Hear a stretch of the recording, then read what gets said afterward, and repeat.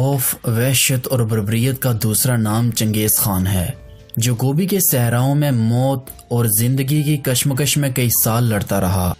لیکن کسے پتا تھا کہ تیموجن نامی یہ لڑکا جو غاروں، جنگلوں اور پہاڑوں میں اپنی جان بچانے کے لیے مارا پھرتا ہے، ایک دن چنگیز خان کے نام سے خدا کا قہر بن کر اپنے دشمنوں پر نازل ہوگا، یہاں تک کہ یورپ کے عیسائی بھی اس کے قہر سے بچ نہ سکیں گے۔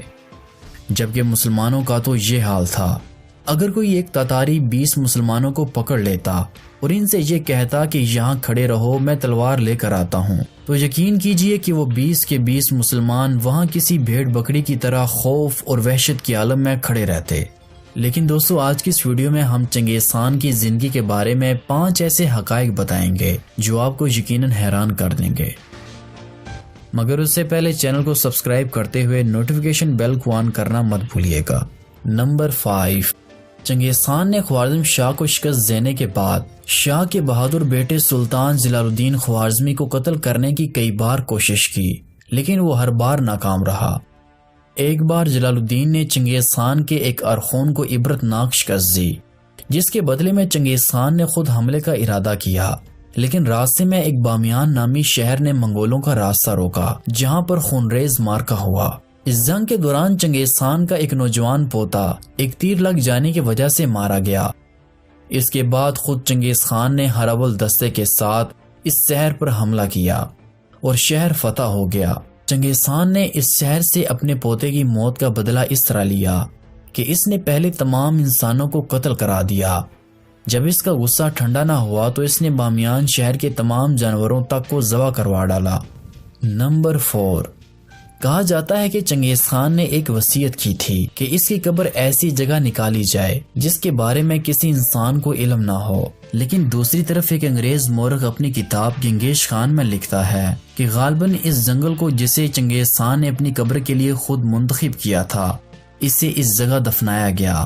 اس کی قبر ایک بڑے درخت کے نیچے کھودی گئی۔ منگولوں کی روایت کے مطابق ایک قبیلے کی فوجی خدمات کو معاف کر دیا گیا اور ان کی صرف یہ ڈیوٹی لگائی گئی کہ وہ اس مقام کی نگرانی کریں جہاں چنگیز خان دفن کیا گیا تھا۔ ان درختوں کے جھنڈ میں ہمیشہ خوشبو جلائی جاتی، یہاں تک کہ اطراف کا جنگل اتنا گھنا ہو گیا اور دوسرے درختوں میں وہ بڑا سا درخت کھو گیا جس کے نیچے چنگیز خان دفن تھا اور اس کی قبر کا کوئی نشان باقی نہ رہا۔ 1201 عیسوی میں چنگیز خان نے تائجود قبیلے پر حملہ کیا اور خونریز معرکہ ہوا۔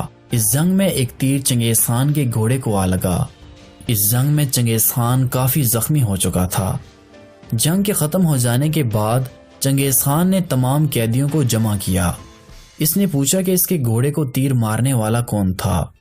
ایک جنگجو نے بہادری سے چنگیز خان کے سامنے اپنے جرم کا اقرار کرتے ہوئے کہا کہ تیر اس نے چلایا تھا۔ چنگیز خان نے اسے قتل کرنے کے بجائے اس کی بہادری سے متاثر ہو کر اسے اپنی فوج کا ایک اعلیٰ سالار بنا دیا، جو پھر تاریخ میں جبی نویان کے نام سے مشہور ہوا، جس نے چین کی فتح اور خوارزم پر حملے کرنے کے لیے چنگیز خان کے لیے بے شمار خدمات سر انجام دیں۔ نمبر 2، چنگیز خان کے 4 بیٹے تھے، جوچی خان، چغتائی خان، اغدائی خان اور تولی خان۔ لیکن کیا آپ جانتے ہیں کہ ان چاروں میں سے اس کا بیٹا جوچی خان اس کی اپنی اولاد نہیں تھا، کیونکہ اس کی بیوی بورتا کو اس کے دشمن قبائل اٹھا کر لے گئے تھے، جسے انہوں نے تقریباً 8 ماہ اپنی قید میں رکھا، اور اس دوران چنگیز خان کی بیوی بورتا امید سے تھی۔ جب اسے چنگیز خان نے آزاد کروایا تو اس وقت جوجی کی پیدائش ہوئی۔ چنگیز خان اپنے اس بیٹے جوجی سے بے حد پیار کرتا تھا، اور جب بوڑھے چنگیز خان کو یورپ کی چراگاہوں سے اپنے اس عزیز بیٹے کی موت کی اطلاع ملی تو اس کے کچھ ہی دنوں کے بعد چنگیز خان کی موت ہو گئی۔ نمبر 1، چنگیز خان نے کئی لاکھ انسانوں کو قتل کرا کر ان کے سروں سے مینار بنائے۔ لوگ اس کے نام سے بھی ڈرتے تھے، لیکن کیا آپ جانتے ہیں کہ چنگیز خان اپنی پوری زندگی میں صرف ایک آدمی سے ڈرتا تھا، اور وہ مرد مجاہد تھے سلطان جلال الدین خوارزمی۔ جلال الدین خوارزم کا شہزادہ تھا جو بے حد بہادر اور جانباز تھا۔ اپنے باپ خوارزم شاہ کی شکست کے باوجود سلطان نے منگولوں کے خلاف جہاد جاری رکھا۔ جلال الدین گوریلا وار کر کے ان تتاریوں کو ناکوں چنے چبوا چکے تھے۔ کہا جاتا ہے کہ چنگیز خان نے ان کی بہادری سے متاثر ہو کر کہا تھا کہ اگر جلال الدین میرا بیٹا ہوتا تو میں پوری دنیا کو فتح کر لیتا۔ سلطان جلال الدین ساری زندگی تاتاریوں کے خلاف لڑتے رہے۔ اس دوران سلطان کو کسی اسلامی سلطنت کی جانب سے کوئی مدد نہ ملی، یہاں تک کہ خلیفہ بغداد نے بھی سلطان کا ساتھ دینے سے انکار کر دیا۔ انکار کے بعد سلطان زیادہ وقت تنہائی میں گزارتے اور آخرکار سلطان جلال الدین خوارزمی روپوش ہو گئے۔ اس کے بعد کسی کو یہ معلوم نہ ہو سکا کہ سلطان کہاں ہے اور کس حال میں ہے۔ کئی سالوں تک ان کے متعلق عجیب و غریب داستانیں مشہور ہوتی رہیں۔ کبھی یہ افواہ اڑتی کہ وہ فلاں بستی میں ایک درویش کے لباس میں دیکھے گئے ہیں، کبھی یہ قصہ مشہور ہوتا کہ وہ کسی جنگل میں گوشہ نشینی اختیار کر چکے ہیں، اور کبھی یہ خبر آتی کہ وہ دنیا کی نگاہوں سے چھپ کر تاتاریوں سے آخری جنگ لڑنے کے لیے جانبازوں کی ایک زبردست فوج تیار کر رہے ہیں اور اچانک کسی فلاں مقام سے ظاہر ہوں گے۔ چنگیز خان نے ان کی تلاش میں ملک کا کونا کونا چھان مارا۔ سینکڑوں آدمیوں کو جلال الدین سمجھ کر چنگیز خان نے انہیں موت کے گھاٹ اتارا، اور اس کا سراغ لگانے والوں کے لیے اس نے بڑے بڑے انعامات مقرر کیے، لیکن جلال الدین خوارزمی کا کچھ پتہ نہ چل سکا۔